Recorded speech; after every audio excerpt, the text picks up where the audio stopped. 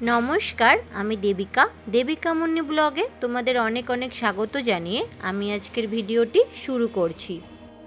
সামনেই আসতে চলেছে জ্যৈষ্ঠ মাসের পূর্ণিমা, কিন্তু আমরা প্রত্যেকেই জানি এবছর জ্যৈষ্ঠ মাস মল মাস পড়েছে। সেই কারণে পুজো পাঠ কি করা যাবে? পূর্ণিমার পুজো, সত্যনারায়ণ পুজো ইত্যাদি করা যাবে? এই নিয়ে আমাদের অনেকের মনেই প্রশ্ন রয়েছে। সেই প্রশ্নের উত্তর রয়েছে আমাদের আজকের এই ভিডিওতে। তার সাথে আমরা জেনে নেব 2026 সালে জ্যৈষ্ঠ মাসের সম্পূর্ণ সময়সূচি পঞ্জিকা অনুসারে।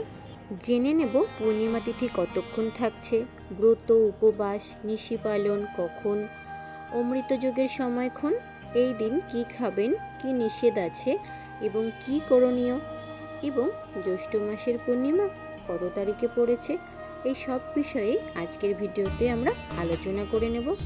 তাহলে চলুন বন্ধুরা, আর দেরি না করে ভিডিওটি শুরু করা যাক।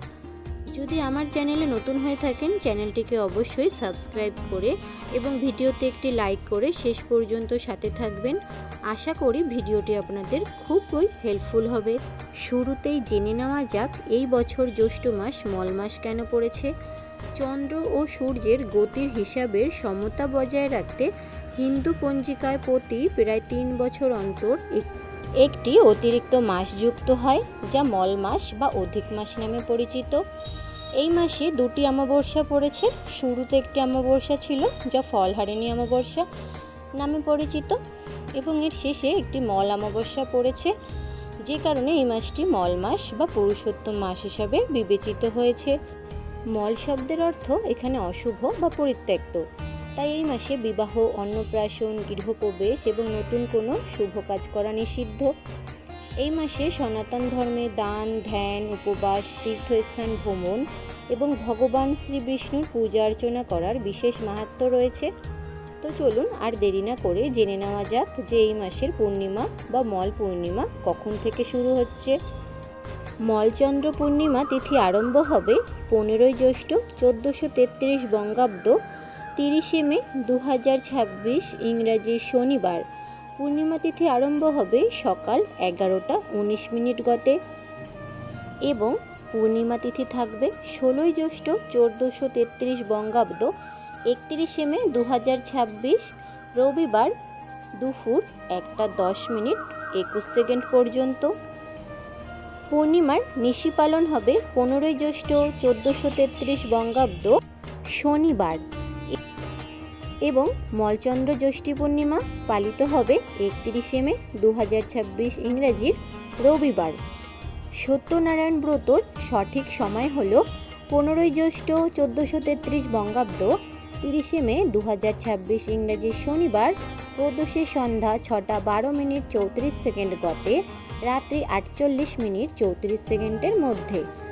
শ্রী শ্রী সত্যনারায়ণ ব্রত এবং অমৃতযোগের সময়ক্ষণ থাকছে সকাল 6:42 থেকে সকাল 9:22 পর্যন্ত, আবার দুপুর 12:04 গতে দুপুর 2:46 পর্যন্ত, এরপর রাত্রি 7:44 মধ্যে এবং তারপর 10:36 থেকে শুরু করে 12:42 মধ্যে।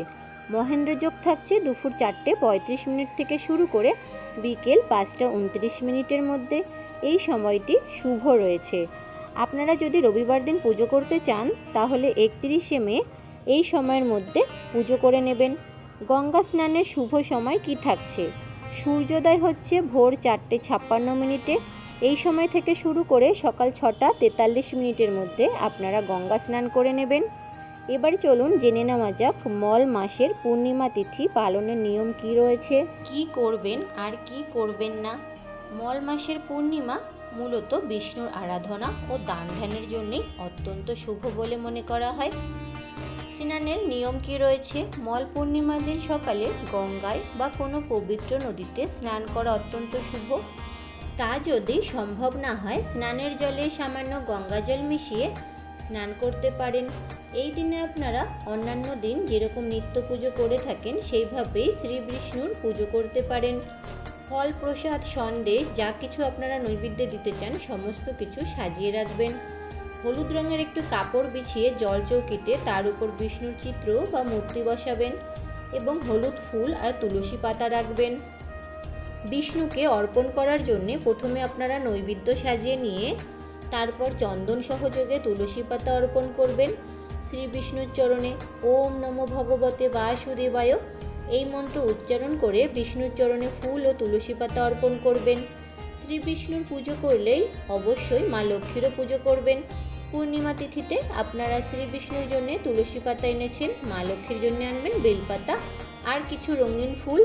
বেলপাতা রঙিন ফুল মায়ের চরণে অর্পণ করবেন এবং সবশেষে ধূপ আর দীপ দেখিয়ে আরতি করবেন।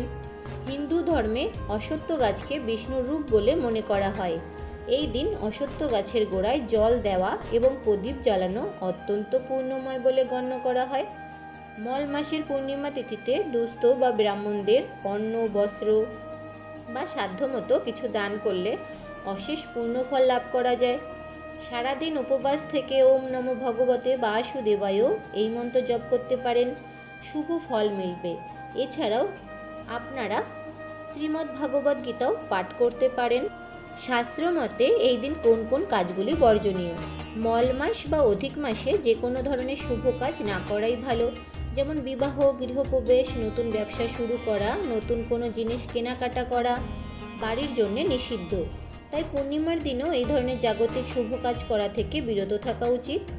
মল পূর্ণিমা তিথিতে আপনাদের করণীয় সবচেয়ে গুরুত্বপূর্ণ কাজটি হলো এই দিনে সন্ধ্যার সময় ঘিয়ের অথবা সর্ষের তেলের প্রদীপ জ্বালাবেন বাড়ির ঠাকুর ঘরে এবং মন্দিরের যেখানে তুলসী মঞ্চ রয়েছে সেখানে। এছাড়াও আপনারা বাড়ির সমস্ত জায়গায় সকালবেলায় গঙ্গার জল ছিটিয়ে দেবেন। বাড়িঘর পরিষ্কার করার পর আর সন্ধে এবং সকাল দুই সময়ই আপনারা পুজোর সময় ধুনো জ্বালাবেন। সবশেষে বলে রাখি, আপনারা কি খাবেন আর কি খাবেন না। কোনো রকম আমিষ আহার গ্রহণ করা যাবে না। মল পূর্ণিমা তিথি হলেও এই দিন কিন্তু আমিষ আহার বর্জনীয়। মাছ, মাংস, ডিম, পেঁয়াজ, রসুন, মুসুর ডাল ইত্যাদি আমিষ আহার গ্রহণ করবেন না। অন্যান্য পূর্ণিমা তিথির মতন এই মল পূর্ণিমা তিথিতেও আপনারা নিত্যদিনের মতো পুজো করবেন। যেহেতু পূর্ণিমা তিথির আগের দিন আপনাদের নিরামিষ আহার গ্রহণ করার কোনো দরকার নেই, তবে পূর্ণিমা তিথির যে দিনে পুজো রয়েছে সেই দিনে নিরামিষ আহার গ্রহণ করবেন।